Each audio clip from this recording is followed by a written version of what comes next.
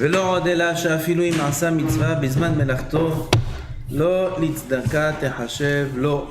Hier on a parlé d'annuler son travail pour faire des besoins personnels, de parler au téléphone, on a donné plusieurs exemples, on a dit c'est du Gezel Gamour, pas que ça, et même faire une mitzvah au moment du travail, lo l'itzdaka techashev lo. Un homme croit que voilà, il a fait une mitzvah, il aura un salaire.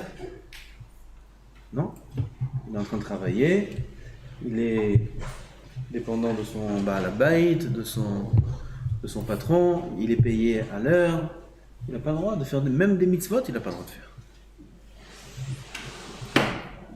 Et là, Avera Ibeyado, Shen Avera Mitzvah, Ukraktiv Soné Gazel Be'ola. On ne peut pas faire une mitzvah par une Avera, comme il est écrit, Akadosh Baruch Hu Aï. La Ola, Ola c'est un korban, c'est le meilleur korban. Korban Ola, il le haït s'il est fait par Gazel. L'homme il va voler une bête, il va l'apporter en tant que korban. Je déteste ça. Bien sûr que ce passouk, il n'est pas que au sens simple. Mais là, ça va loin, il y a beaucoup de niveaux de mitzvot qu'on fait qui ne sont pas toujours voulus par Hachem parce qu'elles ne sont pas faites avec ce qu'Hachem aimerait qu'on les fasse, ou au moment où Hachem aimerait qu'on les fasse. Quelqu'un qui va étudier tard la nuit, trop tard. Demain, il sait qu'il va être fatigué. Kadosh Baruch Hu est content de son limoud? Non. Quelqu'un qui va faire du chesed au moment où il est censé étudier. Hachem, il est content de son chesed? Non. L'homme doit chercher à savoir toujours quelle est la volonté d'Hachem. Est-ce que c'est la volonté d'Hachem de faire ça? Parfois, nous, on fait notre Shulchan Aruch à nous-mêmes, nos mitzvot à nous-mêmes, nos averot à nous-mêmes, et on croit qu'on agit bien ou mal. Non. Il faut toujours réfléchir. Quelle est la volonté de Boré en l'âme? Est-ce qu'il veut maintenant que j'étudie ou que j'aille dormir? Est-ce qu'il veut maintenant que j'aille dormir ou que j'étudie? Est-ce qu'il veut que j'aille aider l'autre ou non? Je donne la tzedaka, je donne pas. Parfois un homme me dit tzedaka. Il y a dans la chod de tzedaka. Donner la tzedaka à un endroit qui est correct, c'est très rare. Il faut un grand scout pour ça.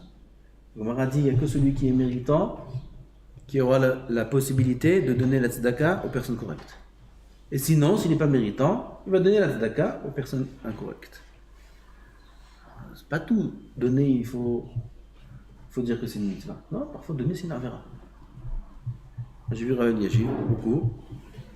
Où il y avait tous les matins il y avait la même personne qui venait. C'était en général tous les matins toutes les mêmes personnes. Il avait dans sa poche Rav Yashiv des pièces, plein de pièces de 1 shekel. Il donnait 1 shekel, pas moins qu'1 shekel. Et chacun qui donnait, il passait, il lui donnait. Même pendant la tefila. Il y en a un, c'était toujours le même. Il passait.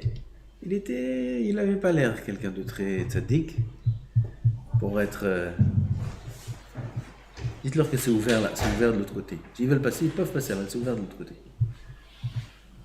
À partir de maintenant, c'est ouvert de l'autre côté, Rabbi Nissim par en haut.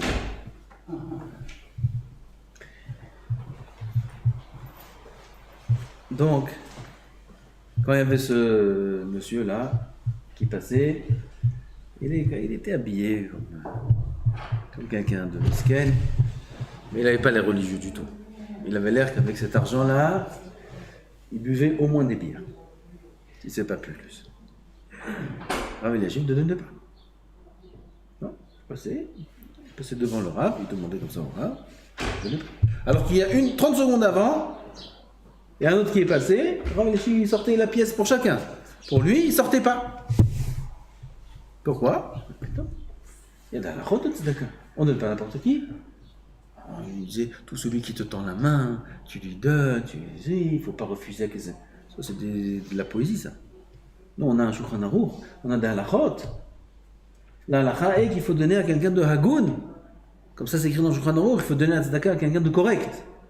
Mais une personne que tu sais qu'avec cette tzedaka-là, il ne va pas faire des choses correctes, il va se nuire même à lui-même. Chas v'shalom de donner la tzedaka, c'est une avera de donner. Donc pas tout ce qu'on croit être bien est réellement bien. Il faut toujours demander quelle est la volonté d'Hachem. Qu'est-ce que Akadosh Baruch Hu veut que je fasse l'année prochaine? Ah, peut-être qu'il veut que je fasse ça, peut-être qu'il veut que je fasse ça. Qu'est-ce que Hachem veut que je fasse? Celui qui vit comme ça, il a tout compris. וכעניין זה אמרו זיכרונם לברכה, הרי שגזל שאה, חיטים, וטחנה, ולשה, ואפאה, והפריש ממנה חלה ומברך, un homme a volé 10 kilos de blé, il a moulu, il a pétri, il a enfourné, et maintenant, avant de manger, on n'a pas le droit de manger sans faire afrashat chala.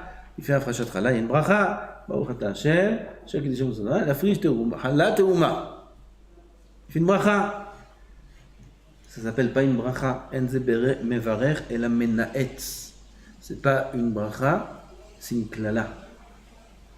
Ce qui sort de sa bouche, il dit Baruch ata Hashem bekavana, Hashem adon hakol haya uveveye, Elokeinu takiv b'chol adva. Tout bekavana, c'est le bracha, c'est klala. Lama klala? Il est mevarer Hashem. Et chas v'shalom, il est kalel Hashem, adem kalel Hashem. Ça vient begazel. Quelqu'un qui a une parnassa qui n'est pas cachère. Il a une parnassa qui n'est pas cachère. Tout l'argent qu'il gagne, il va acheter avec ça de la nourriture. Sur cette nourriture-là, il va faire des brachot. Il va faire shahakol, adama, pour lui, pour sa femme, pour ses enfants. Ils vont tous faire des brachot. Toutes ces brachot, c'est des clavot. Nama, c'est de l'argent volé. C'est de l'argent pas cachère. Rav Asher Weiss. Chirier, il était chef Shivra là cette semaine, sa femme elle est Niftera. C'est notre voisin à Ramot. On est à Ramot là, c'est notre voisin là à côté.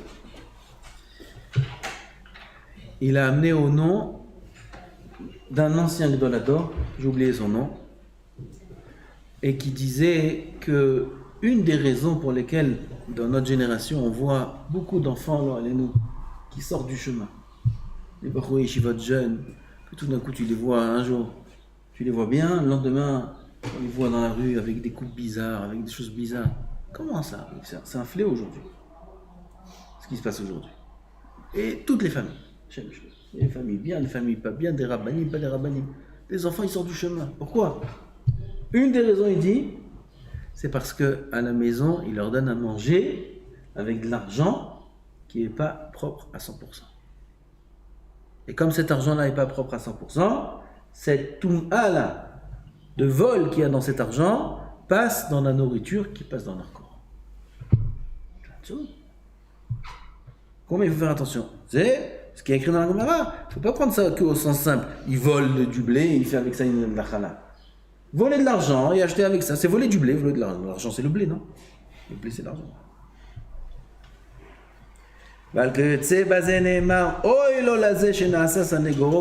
Encore pire, celui-là il a pris le défenseur, c'est son accusateur. Quelqu'un qui fait une avéra, alors il crée un catégore, un accusateur, c'est ça avéra. Avec quelqu'un qui va prendre une mitzvah, il va la transformer en accusateur, c'est encore pire. Il a pris une bracha, il l'a transformée en klala. Ça c'est pire. Maram zichronan livracha be'inyan ulav agazul. V'adinoten ki hare gazal chefetz. Gezel. Le gezel zman. Gezel, on est d'accord? Quelqu'un qui vole un objet, c'est du vol. Quelqu'un qui vole du temps, c'est aussi du vol. De quel temps on parle ici? Du temps qu'il doit donner à son patron. Il est khayab, avec son patron il le paye. 30 shekels de l'heure. Son heure là, elle est destinée à son patron. Il va prendre de là-bas 1 minute. Quelle différence entre prendre 1 minute qui n'est pas à moi et un objet qui n'est pas à moi? Quelle différence dit-il? Aucune différence. On est d'accord que qu'un homme, il va voler un objet, il va en faire une mitzvah. Badaï. Son sanégor devient catégore. Pareil, Av Gozel et Azman, il vole le temps. Il va recevoir une mitzvah. Nasa sanégor, catégore.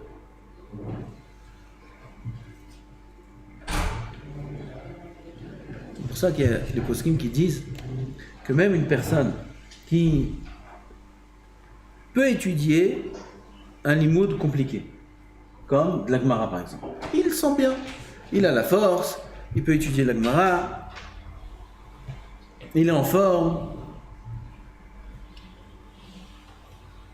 Mais maintenant, il a un peu de paresse.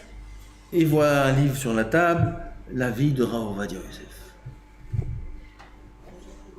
Il prend comme ça, il feuillette, il regarde.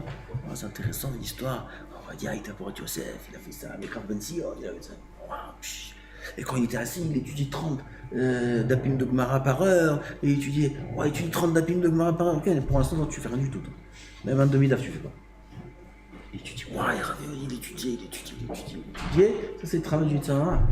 Les poskim me disent que ça s'appelle Bitul Torah. Plus un camp, même s'il étudie du Chumash. Chumash, Rashi, il étudie. C'est un limon de Chumash, Rashi. On a un sachar sur ça. Mais il a maintenant la possibilité où il est dans le Seder de Gemara. Et il peut étudier la Gemara. Il a la force. Si il s'efforce un peu. Et il va descendre d'efforts à fournir dans son limoud. Il va étudier quelque chose qui est plus facile. Ça s'appelle Bitul Torah. Avec ce qu'il y a écrit ici, on comprend bien. T'as un temps. Comme beaucoup nous a donné un temps de vie. Notre vie, elle n'est pas infinie. Notre vie, elle n'est pas infinie. On a un temps de vie qui est imparti, on dit imparti, dans ce monde. Chacun, jusqu'à 120 ans, il a ça. Ah ben, même 120 ans, c'est limité, c'est rien 120 ans. C'est limité. On a un temps. Dans ce temps-là, on doit apprendre toute la Torah. Ce temps-là est exclusivement réservé au service d'Hachem. Exclusivement. Quand je nous a mis dans ce monde, avec un certain nombre d'années à vivre, durant ce nombre d'années à vivre, tout est réservé à Kadosh Baruch Hu. Et c'est lui qui nous a donné cette vie, c'est normal que ça lui appartient. Oui, chaque jour on se lève, on le remercie. On va se coucher, on lui rend la neshama, on remercie sur la neshama, Elokai neshama shenatatabi. Donc c'est normal que s'il nous donne la vie, cette vie-là lui appartient. D'autant plus qu'il l'a dit, Meforach dans sa Torah, à plusieurs reprises, qu'on est dans ce monde que pour le servir. Si avec ce temps de vie que j'ai, je vais faire autre chose que son service, c'est du vol. C'est du gezel. Comment tu fais autre chose? C'est du gezel. D'où la gravité du Bitul Torah. Bitul Torah, c'est la vera la plus grave de toutes les avérotes. Pourquoi c'est la vera la plus grave de toutes les avérotes? Parce que tu voles la vie qu'Hachem t'a donnée pour faire autre chose que sa volonté. C'est ce qu'il dit le Gaon Vilna. Le Gaon Vilna dit, demande, c'est quoi din vecheshbon? Il y a écrit dans la Gemara, un homme, après 120 ans, donnera din vecheshbon. C'est quoi din et cheshbon? Din, c'est des comptes à rendre. Cheshbon, c'est des comptes. Din, c'est le jugement. Quand un homme après 120 ans, il va se tenir devant le Beth Din Shel Ma'ala, il y aura un din. Sur chaque action, il y aura un Beth Din qui va juger si cette action est positive ou non. Et c'est quoi Cheshbon? Et le Gaon Vivin, Cheshbon, c'est le compte. Le compte de quoi? Du temps qui a été perdu pour faire la Avera. Ça veut dire qu'il y a le din sur la Avera elle-même. Un homme a fait une Avera. Cette Avera en soi mérite une punition. À part ça, quand il a fait cette Avera, il a perdu le temps qu'il aurait pu avoir pour faire autre chose, pour faire une mitzvah. Même sur ce temps-là, il sera plus. Donc c'est double. Pourquoi? Parce que le temps qu'on a dans notre vie, il est destiné que pour le service d'Hachem. Si on va l'utiliser pour faire une Avera, alors il y a deux punitions. La Avera elle-même et le temps perdu pour faire la Avera. Le din vecheshbon. Av gozel et azman v'oseh bo mitzvah, na'asa senegoro kategoro. Ve'en HaKadosh Baruch Hu chafetz ela be'emuna. Qu'est-ce qu'il veut HaKadosh Baruch Hu? La emuna. C'est quoi la emuna? Qu'un homme soit droit, soit un homme de confiance. Ren omer ne'eman. Je ne sais pas comment on dit en français ne'eman, il y a un mot. Fidèle. Vidéo. Soit fidèle à son patron, fidèle à tout le monde, fidèle à sa femme, fidèle à son mari, fidèle. On utilise ça dans ces choses-là. C'est un coup, ils sont fidèles, comme des, je sais pas quoi. La fidélité, c'est fidélité, le plus important envers Hachem. Omer, Pitrou, Sha'arim, Ve'avo Goy Tzadik, Shomer Emunim. Mi c'est Goy Tzadik, c'est quoi le peuple Tzadik, c'est Am Israël? Shomer Emunim, c'est un peuple fidèle. Vadaï Am Israël fidèle, man. Combien on est fidèle à Hachem, combien on est fidèle à la Torah. Regardez Am Israël depuis sa création jusqu'à aujourd'hui. sont tous fidèles à Hachem. Tout le monde tient la Torah. Tout le monde, tout Am Israël. Tout Am Israël tient à Kippour. Tout Am Israël tient à Shabbat. Tout Am Israël a la Emouna dans son cœur. Il n'y a pas un peuple fidèle comme Am Israël. Yavogoy Tzadik Shomer Emunim Veomer Einei Bene Emne Eretz Lashevet Imadi Veomer Enecha Halo Leemuna. Encore une fois, toujours dans le même passage. Enai, mes yeux, il dit Hachem, Bene Emne Eretz, ceux qui sont fidèles dans la terre. C'est eux qu'Akadosh Baruch Hu regarde, ceux qui sont fidèles. Vomer Enecha Halo Leemuna, tes yeux à toi Hachem sont que sur la Emuna, que sur la fidélité, d'être droit dans son service.